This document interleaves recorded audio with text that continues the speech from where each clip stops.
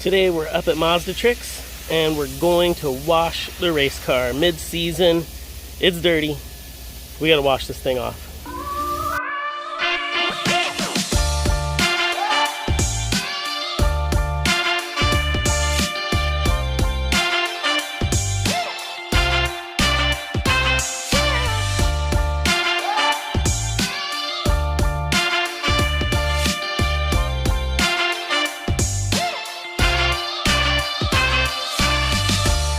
Gonna wash a race car, you need a forklift. Got some water, it's hot out. It's a whole forklift. Gotta put the super long extendos on there and kick them out wide. So we fork that car. And if you're gonna drive race cars, you also better be able to drive forklifts. We're gonna fork that guy.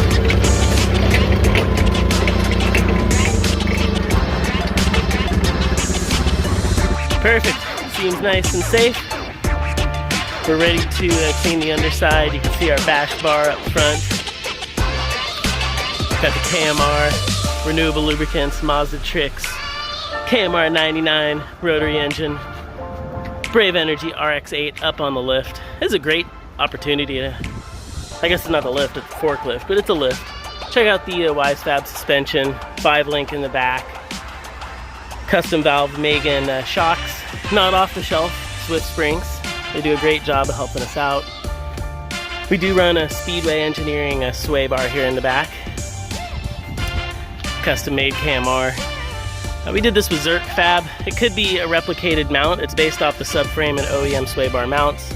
And then you've got opportunities for different racing sway bars compared to stock, especially if you're running, you know, Speedway, quick change rear end. Actually, that's a Winters. My bad. Winters, you should sponsor me, then I'll actually, you know, remember what it is. No, but Sicky set us up for it. It works great. Drive shaft shop axles. We had a little rubbing going on at one of the last rounds, so we marked it. And super strong axles, even though they had some contact, took it well. And this is one of the new drive shaft shop axles. We had some issues earlier in the season, and so they went back into their database and ended up coming up with a stronger rear axle setup for us, which I think is available to the public now.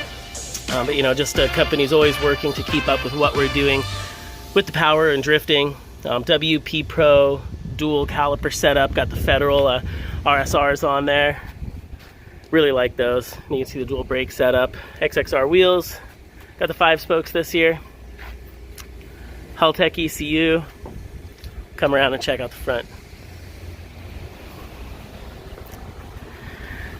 RX8s are a double A-arm front. You know, this is a great road race configuration, but I think sometimes in drifting, this upper A-arm does get in the way. WiseFab did a great job of making a narrow upper A-arm and basically a drop spindle with not lead built in, but trail built in. So it kind of fixed a lot of the geometry for drifting.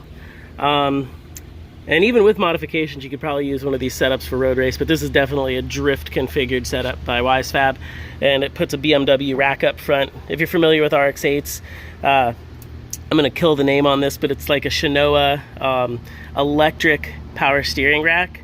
It's servo and electronically operated.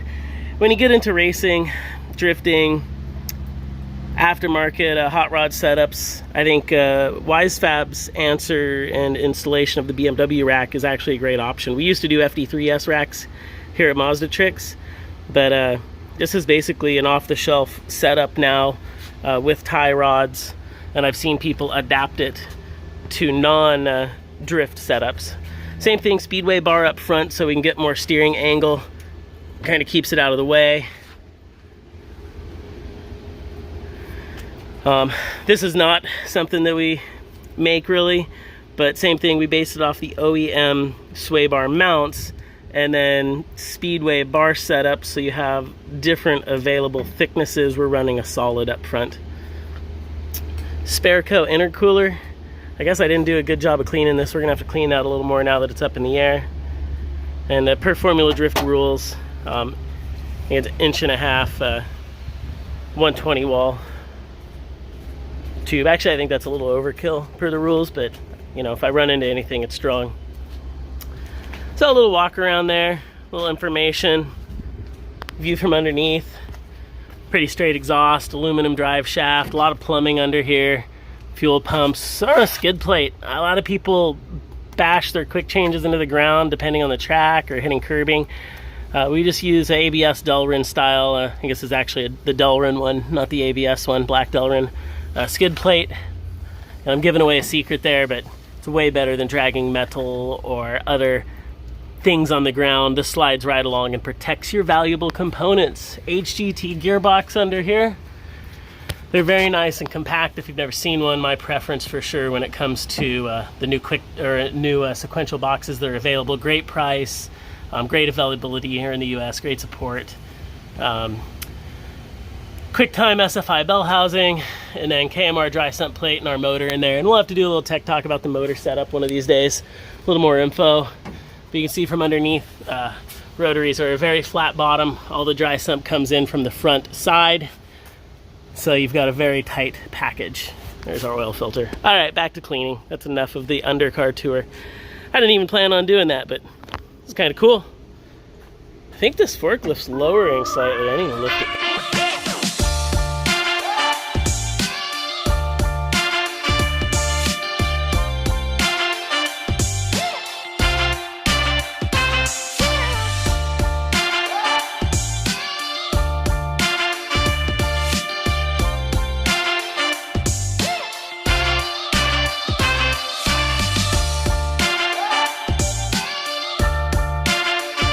Back on the ground, fresh and clean. So much better. 4 rounds of grime wiped off.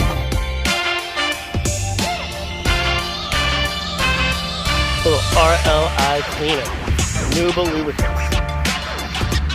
You hear me say it a lot. It's because they're great. All right, we're gonna hop in. Drive this boy back out of here. Thank you, Mazda Tricks, for letting us clean it up. Alright, final thing, starter up, driver out. Like a champ.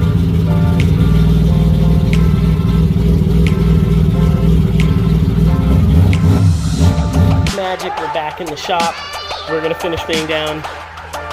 Got some new decals coming in. Some new body work. We only got a couple days to do some testing.